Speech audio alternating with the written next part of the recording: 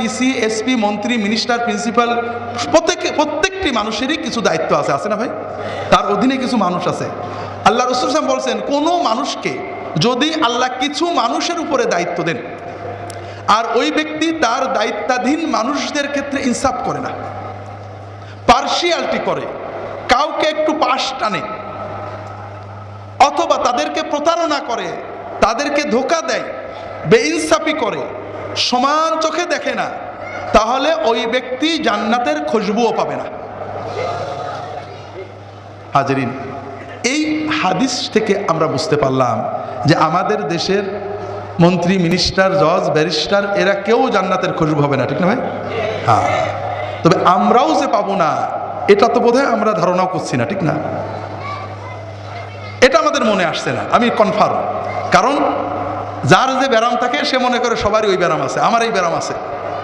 আমি যখন কোরআন অথবা হাদিসে পড়ি লোভ করলে জাহান্নাম, হিংসা করলে জাহান্নাম, গীবত করলে জাহান্নাম, তখন আমার সঙ্গে সঙ্গে মনে হয় আমার অমুক প্রফেসর, ওর খুব লোভ, ও জাহান্নামে যাবে। অমুক পীর সাহেব, তার খুব হিংসা, সে জাহান্নামে যাবে। অমুক ওয়াইজ খুব গীবত করে, সে জাহান্নামে যাবে। আমি যে যাব আমার কিন্তু একবারও মনে হয় না। এটা ভালো না খারাপ? এত মানুষের ভিতরে আমাকে খারাপ বললেন আপনারা? আচ্ছা, অল্প খারাপ না বেশি খারাপ? এটা হলো ইমানের ক্যান্সার। এইটা যখন আসবে তখন আর কিছু দরকার হয় না। হাজরিন,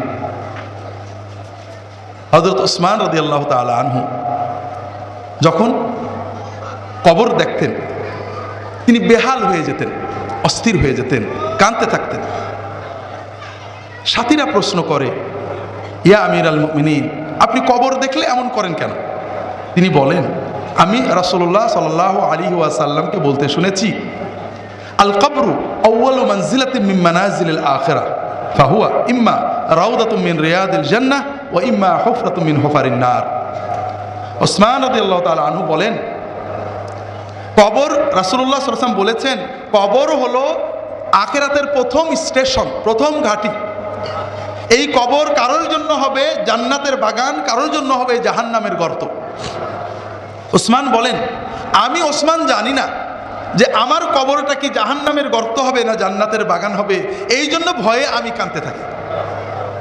হাজরিন, আমরা কি কবর দেখলে কাঁদি নাকি? আমি যেমন একজন পীর সাহেবের জামাই, হুজুর মানুষ, ইমাম মানুষ, মানুষ যখন মারা যায় আমাকে অনেক সময় জানাজায় নিয়ে যায়, কবর দেখি, ওয়াজ করি, কিন্তু আমার একবারও কান্না আসে না। কারণ আমি কবরে যাবো কেন? হুজুর মানুষ কবরে আযাব হয় নাকি? কারণ ওসমান কাঁদতেন, নাউজুবিল্লাহ, কারণ ওসমানের গুনাহ বেশি ছিল, ঠিক না? না ভাই, হাজরিন, এইখানেই হলো মূল। ওসমান রাদিয়াল্লাহু তাআলা আনহু এবং সাহাবায়ে কেরাম যখন হাদিস শুনতেন, কোরআন পড়তেন, নিজের কবরের চিন্তা করতেন। আর আমরা কিসের চিন্তা করি? পরের চিন্তা করি। হাজরিন, লম্বা করা যাবে না, আপনাদের কাছে অনুরোধ হলো ভাইরা, যদি বাঁচতে চান, যদি বাঁচতে চান, যদি বাঁচতে চান, পরের চিন্তা করবেন না। ওই দল, ওই মত, ওই ব্যক্তি, ওই হুজুর, অমুক খারাপ, তমুক খারাপ, এই চিন্তা ব্রেনে আনবেন না। এগুলো আমরা করব, আমরা আপনাদের দিয়ে করাই আমাদের দল ভারী করার জন্য। আপনার চিন্তা হবে আপনার কবর। কথা কি বুঝতে পেরেছেন? খুব ভালো করে বুঝুন। আমার জীবনে আল্লাহ তাআলা অনেক নিয়ামত দিয়েছেন, অনেক। এই নিয়ামতের কোনো শুকরিয়া করতে পারিনি। এমনকি আল্লাহর যে ফরজ নামাজ, এটাও মন দিয়ে পড়তে পারি না। 4 রাকাত নামাজ পড়তে কম্পিউটার স্পিডে পড়ি, 4 মিনিটও লাগে না, এর ভিতরেও 4000 কথা মনে হয়।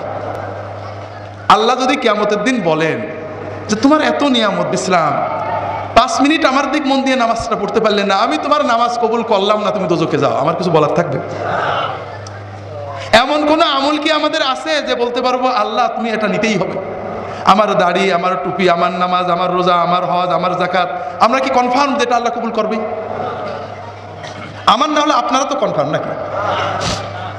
তো এই যদি আমাদের অবস্থা হয়, তাহলে কোন সাহসে আমরা অন্য মুসলমানের চিন্তা করি? ভাইরা, অন্য মুসলমানের চিন্তা করবেন না। যখন 5 জনে এক জায়গা হবে, নিজেদের কথা চিন্তা করবেন, পরের ভিতর আলোচনা না। ভাই কি অবস্থা? আরে ভাই বলো না, নামাজটা ঠিক করে পড়তাম, মন বসে না, দোয়া করো। ছেলে মেয়ে এগুলো ভালো করে পালন করতে পারছেন, দোয়া করো।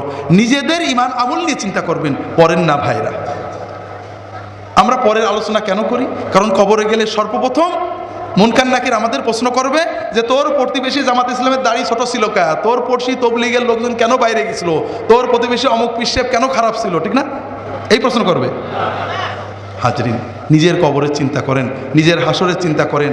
নিজে যেটুক করতে পেরেছি যদি মনে করেন ভালো আমল করছি তাহলে আল্লাহর কাছে দোয়া করেন। যদি দেখেন গুনাহ হয়ে গেছে আল্লাহর কাছে দোয়া করেন, আল্লাহ আমার সামান্য আমল কবুল করো, গুনাহগুলো মাফ করো। আর তোমার নবীর উম্মত যত আছে অমুক ভাই তমুক ভাই তমুক ভাই ভুলের ভিতরে আছে, আল্লাহ তাদেরকে হেদায়েত করে ভালো পথ দাও, তাদেরকেও মাফ করো। এইভাবে দোয়া করলে আমাদের লস আছে ভাই? লাভ আছে, অনেক লাভ আছে ভাই। তবে আমরা তো জানি আল্লাহর জান্নাতে জায়গা তো কম, ঠিক না? যদি ফুরফুরার মুরিদরা সব ঢুকে যায় তাহলে তো আর তবলিগেরা চান্স পাবে না, ঠিক না? যদি জামাত ইসলামরা জান্নাতে যায় সরমুনা আলাইতে তো জায়গা হবে না, কম পড়ে যাবে, ঠিক না? হাজরিন, আল্লাহর জান্নাত অনেক বড়। ওয়াসারিউ ইলা মাগফিরাতিম মির রাব্বিকুম ওয়া জান্নাতিন আরদুহাস সামাওয়াতু ওয়াল আরদু উইদ্দাত লিল মুত্তাকিন। তোমরা দৌড়াও, দৌড়াতে থাকো, দ্রুত এগো সেই জান্নাতের প্রতি যে জান্নাত আসমান জমিনের চেয়েও বড়,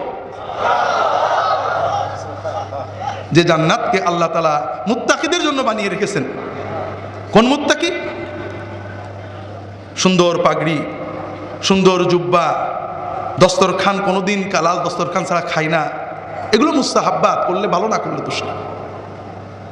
আল্লাহ জান্নাত বানিয়েছেন কোন মুত্তাকির জন্য? الذين ينفقون في السراء والضراء والكاظمين الغيظ والعافين عن الناس والله يحب المحسنين। যারা সচ্ছল হোক আর অসচ্ছল হোক, দরিদ্র হোক আর ধনী হোক, সকল অবস্থায় আল্লাহর পথে ব্যয় করে। আল্লাহর পথে ব্যয় করে মানে পীর সাহেবের হাদিয়া দেয়, ঠিক না?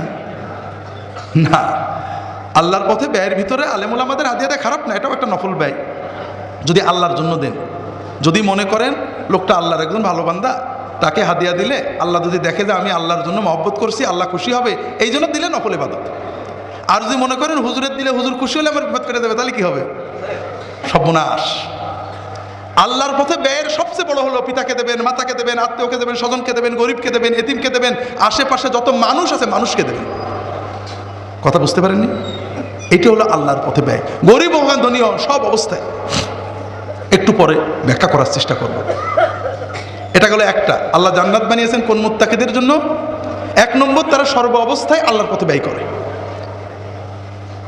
ওয়াল কাযিমিন আল গায়দা, এর মানে বললে আপনারা কষ্ট পাবেন, বলবো যারা নিজেদের ক্রোধ দমন করে। বাঙালির জন্য এর চেয়ে কঠিন আর নেই। আল্লাহ রাসূল সাল্লাল্লাহু আলাইহি ওয়াসাল্লাম বলছেন, মান কাযামা গায়দান ওয়া হুয়া ইসতাতিউ আন ইউনাফিযাহু মালা আল্লাহু কলবাহু আমনান।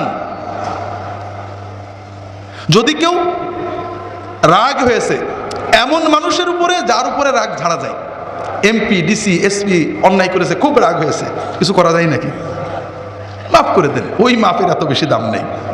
যার উপরে রাগ ঝাড়া যায়, নিজের স্ত্রী, নিজের ছেলে, নিজের মেয়ে, কাজের মানুষ, ড্রাইভার, চাকরি করে, গরিব মানুষ, আপনার সে পাওয়ার কম, গ্রামের গরিব মানুষের ছেলে দোকানদার, আপনি পাওয়ারফুল, এমন কথা বলেছে, এমন কাজ করেছে, গ্লাস ভেঙে দিয়েছে, টাকা নষ্ট করেছে, বাজে কথা বলেছে, প্রচন্ড রাগ হয়েছে। আপনি ইচ্ছা করলে চড় বা গালি দিতে পারতেন, শাস্তি দিতে পারেন, 2 দিন জেলেও দিয়ে দিতে পারতেন, কিন্তু আপনি মাফ করে দিলেন। আপনি চিন্তা করলেন, আমার রবের কত অন্যায় করি, সারাদিন অন্যায় করি, আমার রব আমার বাতাসটা বন্ধ করে দেয়নি, আমার চোখটা কানা করে দেয়নি, আমার নিয়ামত খুলে রেখেছে, আমার রবের একটা বান্দা, আমি তাকে মাফ করে দিলাম। আল্লাহ রাসূল সাল্লাল্লাহু আলাইহি ওয়াসাল্লাম বলছেন, যদি কেউ ক্রোধ এক্সিকিউট করার ক্ষমতা থাকা সত্ত্বেও ক্ষমা করে দেয়, ক্রোধ সম্বরণ করে, আল্লাহ এত খুশি হন যে কিয়ামতের কঠিন দিনে ওই ব্যক্তির অন্তরটাকে শান্তি দিয়ে, নূর দিয়ে ভরে দেবেন। ওয়াল আফিনা আনিন নাস, আল্লাহ বলছেন জান্নাত বানিয়েছি ওই মানুষদের জন্য, ওই মুত্তাকিদের জন্য যারা মানুষদের ক্ষমা করে। তাহলে জান্নাতে যাওয়ার মুত্তাকি হতে গেলেও যে 3টে গুণ আল্লাহ বললেন, এই 3টেই কিন্তু মানুষের সাথে সংশ্লিষ্ট, ঠিক না? হাজরিন, আসলে আমরা দিনকে বুঝতে পারিনি। দিনের কিছু মৌলিক ইবাদত আছে, নামাজ পড়া, রোজা রাখা, হজ করা, যাকাত দেওয়া, সতর ডাকা ইত্যাদি তো করতেই হবে। এগুলো কেন করব? এগুলোও করব ভালো মানুষ হওয়ার জন্য। দুনিয়ার জীবনে যেন আমরা জীবনটাকে ভোগ করতে পারি, আখেরাতে অনন্ত শান্তি পেতে পারি। আমরা নামাজ পড়লে কি আল্লাহ লাভ আছে ভাই? রোজা রাখলে আল্লাহ লাভ আছে? কার লাভ? আমাদের লাভ। আমরা অন্তরে শান্তি পাবো, আমাদের পবিত্রতা আসবে, আমরা দুর্নীতি থেকে বাঁচবো, আমাদের ভিতরে তাকওয়া আসবে ইত্যাদি, ঠিক না?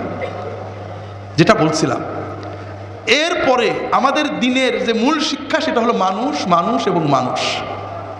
মানুষেরও খেদমত করো, মানুষের উপকার করো, আল্লাহ প্রিয় হতে পারবে। অগণিত হাদিস, আপনি সবে বরাত করেন, সবে মেরাজ করেন, অনেক কিছু